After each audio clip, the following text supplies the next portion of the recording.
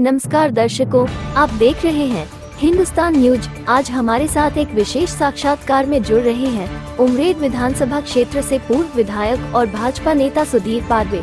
पारवे जी ने आगामी 2024 के विधानसभा चुनावों में हिस्सा लेने की अपनी इच्छा जाहिर की है।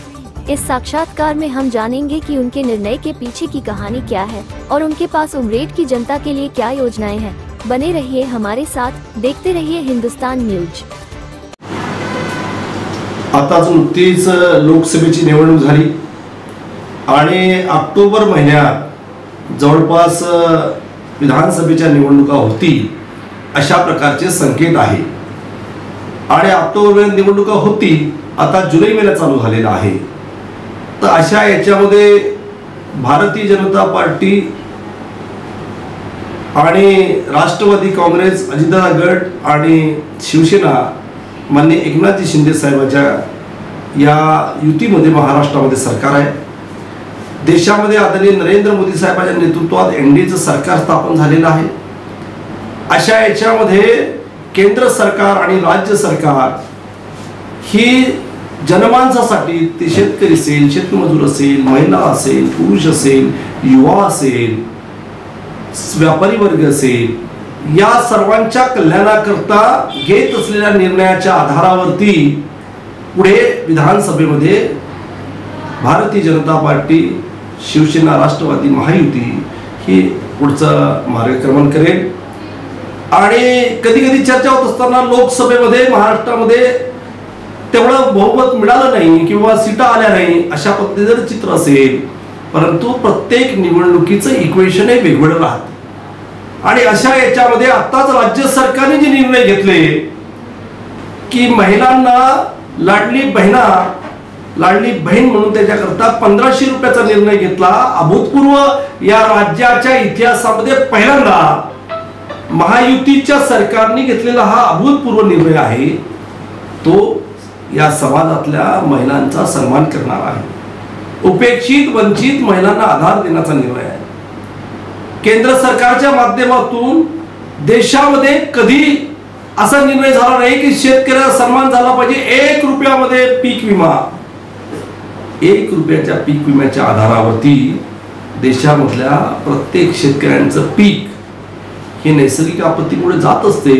अशा याच्यात त्यांना सुरक्षित करणे, त्यांना मदत करण्याची भूमिका, कोणीही शेतकरी, शेतमजूर आत्महत्येला प्रवृत्त होणार नाही याकरता काम करण्याची मानसिकता केंद्र सरकार आणि राज्य सरकारची आहे। म्हणून पीक विमा अत्यंत महत्त्वाचा त्या ठिकाणी जाहीर केलेला आहे। इकडे लाडल्या बहिणीकरता प्रोव्हिजन केलं, पण दुसरीकडे लाडल्या भावाकरता प्रोव्हिजन झालं पाहिजे म्हणून त्याच्याकरता पण 10,000 रुपयाच्या वेगवेगळ्या स्लॅबमध्ये त्या तरुणांना त्या ठिकाणी मानधन भेटलं पाहिजे याच्याकरता पण योजना आखली।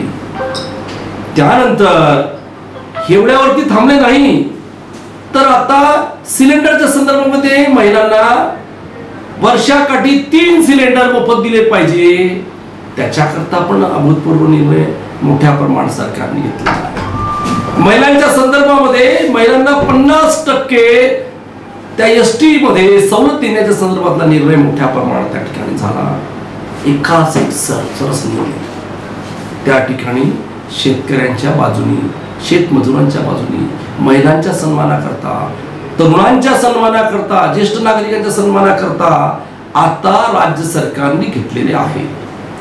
त्याचा फायदा नक्कीच समाजामध्ये होणार आहे। तुम्ही आता कुठेही महाराष्ट्रामध्ये बघाल की संपूर्ण तहसील कार्यालयामध्ये, पंचायत समितीमध्ये सगळ्या महिलांची रांग मोठ्या प्रमाणात लागलेली आहे। त्याच्यातही त्यांनी सांगितलं की 1 तारखेला योजना लॉन्च केली आणि 15 तारखेपर्यंत आम्ही हे करू, फॉर्म कलेक्ट करण्यासंदर्भातला विषय केला होता, पण काही थोड्या अटी थोड्याशा या होत्या, त्याही शिथिल कशा करता येईल।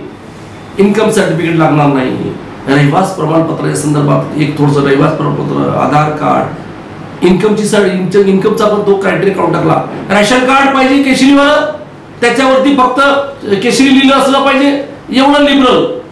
आणि त्याची आता वेबसाईट ताबडतोब उद्यापासून चालूच होणार आहे आणि लगेच त्याच्यामध्ये पण दिलासा मोठ्या प्रमाणात मिळणार आहे। शेतकऱ्यांना पण दिलासा, शेतमजुरांना दिलासा, महिलांना दिलासा, सगळ्या स्तरावर तरुणांना दिलासा, व्यापारी वर्गामध्ये चांगलं वातावरण, समाजातलं चांगलं वातावरण तयार करण्याकरता हे सरकार पुढे येत आहे. शेतकऱ्याच्या पांढर रस्ते झाले पाहिजे, शेतकऱ्याला शेतातला माल बाहेर काढता यायला पाहिजे. याच्याकरता मातोश्री योजनेच्या माध्यमातून त्यालाही लेबर भेटत नाही म्हणून आपल्या JCPच्या माध्यमातून त्या ठिकाणी काम कसं करता येईल या ठिकाणी प्रयत्न करतो आहे. नरेगाच्या माध्यमातून त्या ठिकाणी मस्टर डेव्हलप करावं लागत होतं, आता नरेगाच्या माध्यमातून विहिरी पण करता येतं आणि शाळेमध्ये कंपाऊंड वॉल सुद्धा करण्याच्या संदर्भातला निर्णय आता मोठ्या प्रमाणात नरेगामध्ये पण त्या ठिकाणी मोठ्या प्रमाणात करत आहे. बीडीओना चढा खंडविकास निधीला सुद्धा निगडीत केलेले आहे. तेही काम होते आहे. शाळांचं अपडेटीकरण, शाळांचं सबलीकरण, महिलांना आता मुलींचं मोफत शिक्षण घेण्याचा निर्णय सरकारने जाहीर केला. त्यामुळं आता सरकारच्या निर्णयाचं स्वागत या महाराष्ट्रातील तमाम जनता स्वागत करते आहे.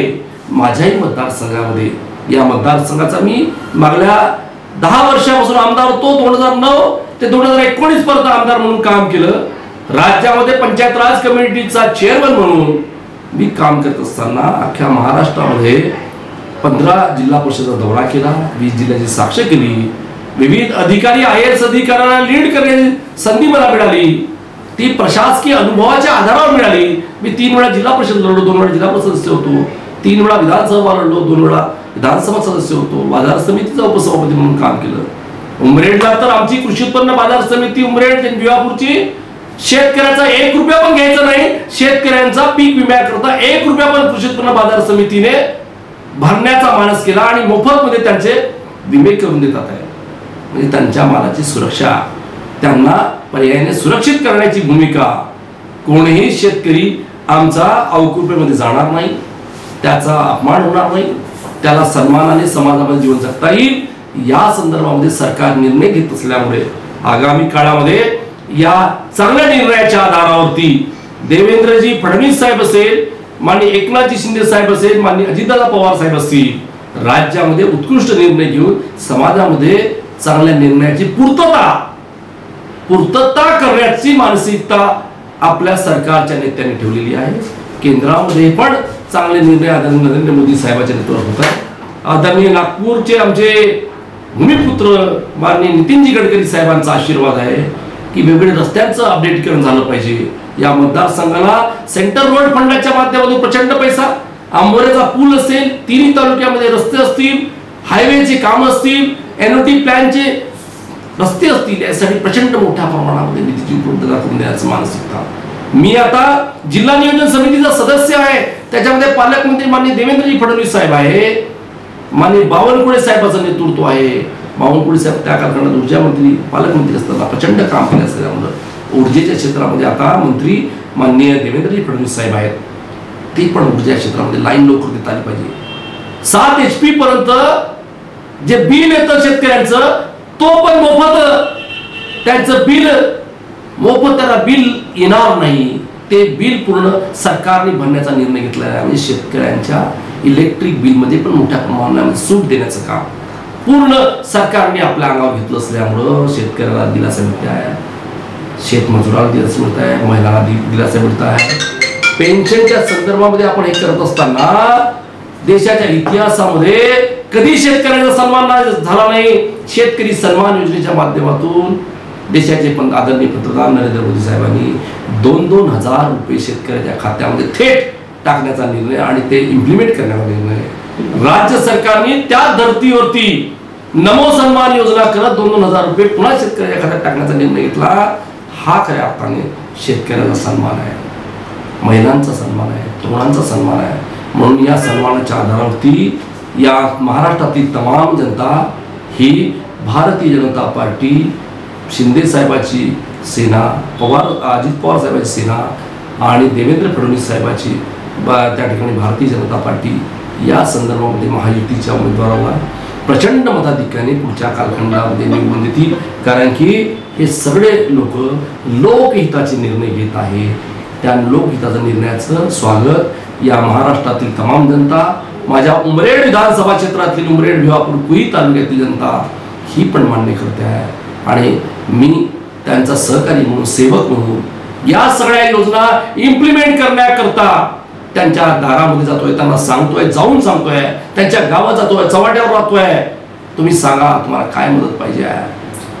जनता की सन्मान में सुधीर पारवे मैदान में या भूमिकेमध्ये मी या विधानसभेचा माजी आमदार म्हणून, भारतीय जनता पार्टीचा कार्यकर्ता म्हणून सातत्याने त्यांच्या सन्मानाकरता काम करतोय आणि ते मी अविरतपणे करत राहणार. यात काही कुठली शंका ठेवण्याचं काही कारण नाही. जनता त्याला मान्यता देतात एवढं मी या ठिकाणी सांगतो. आपण या ठिकाणी आला आणि पारवेजी आपल्या कार्यकाळात चौफेर विकास झालेला आहे.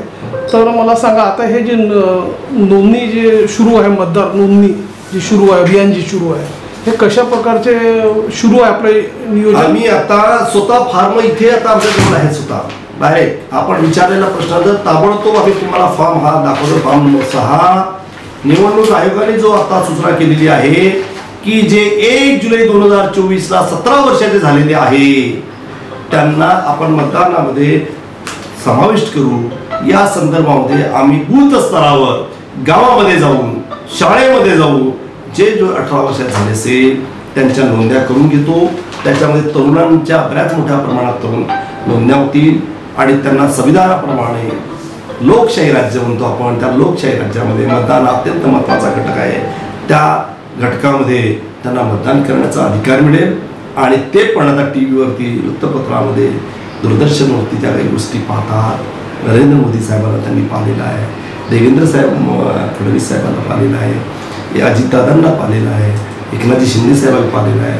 काम करणारे लोक जे असतील त्यांच्यासोबत हे तरुण मंडळी निश्चितच त्यांचा साथ देतील. काम करणाऱ्या लोकांसोबत हा विश्वास आम्हा सगळ्यांना आहे. आम्ही सगळ्यांना घेऊन चालण्याची मानसिकता आहे. आम्ही जात पात धर्म पंथ पाळणार नाही आणि सगळ्या समाजातल्या उपेक्षित घटकाला न्याय कसा देता येईल, समाजाच्या अंतिम पंक्तीमध्ये राहणाऱ्या माणसाला मुख्य प्रवाहामध्ये आणून त्यांना मदत कशी करता येईल, ही भूमिका खऱ्या अर्थाने आमची आहे आणि त्या पद्धतीने आम्ही काम करू. ठीक आहे.